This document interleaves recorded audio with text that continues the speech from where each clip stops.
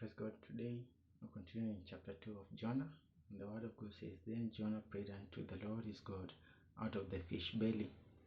And I cried by reason of my affliction unto the Lord, and he heard me out of the belly of hell. I cried, and thou heardest my voice. First thing we learn about this incident is that you can pray anywhere. Prayer is essential to the Christian life. Prayer is essential to anyone out there, and therefore it is important we say that your location does not matter. Jonah prayed in the belly of a beast, the belly of a fish. So your area should not be determined, and you should not be afraid to pray anywhere. If in the belly of the fish, prayers can be heard. Even anywhere can be heard. So let us continue. For thou hast cast me into the deep, in the midst of the sea, and the floods compassed me about. All thy billows and all the waves passed over me.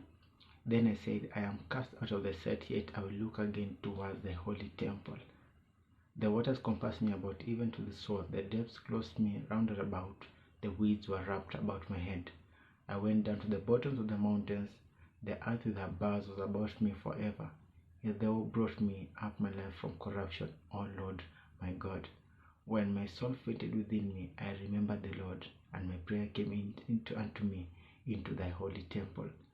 They that observe lying vanities forsake their own mercy.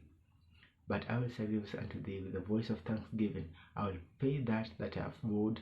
Salvation is of the Lord. And the Lord spoke out of the fish, and it vomited out Jonah upon the dry land. We see that in this context, Jonah is praying. And as I've said earlier, prayer can be done anywhere. And we see as he's praying, he's saying salvation belongs unto God, that God had him in his affliction. And sometimes we see that he was under the sea. And God sometimes says that it doesn't matter if you go through the affliction, if you pass through fire or through many waters, he will be with you. And therefore it is important to understand that God is faithful. Salvation belongs unto God. And his prayer, the prayer of the righteous man, God will always hear. And the prayer of his people, it will hearken unto his holy temple. And therefore when we do that, we see that he offered a sacrifice of thanksgiving with a voice of thanksgiving. This is an essential part. Many people today lack thanks. They don't give thanksgiving unto God. But it is important that you offer it. You see, Jonah offered it. And he said that only salvation belongeth unto God.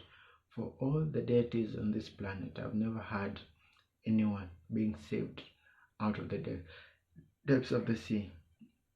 And I've never heard anyone that he prayed and God heard him the way our Jehovah Father does.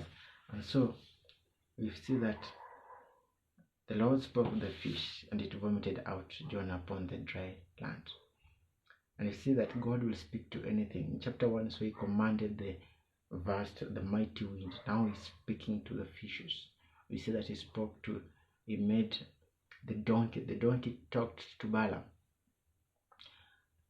And is capable of many things. You see that John, prophet, told the Pharisees that God can turn these stones to be the children of Abraham. So God is not limited. He is almighty, all powerful. And above all, he hears our prayers. So dwell in prayer. Seek unto the will of the Father. We see that even Jesus left the crowds and went to pray. Left the disciples at a distance, went to pray. So should you also pray. Even by that, I think that will bring the end of this chapter. I need to go to pray. God bless you.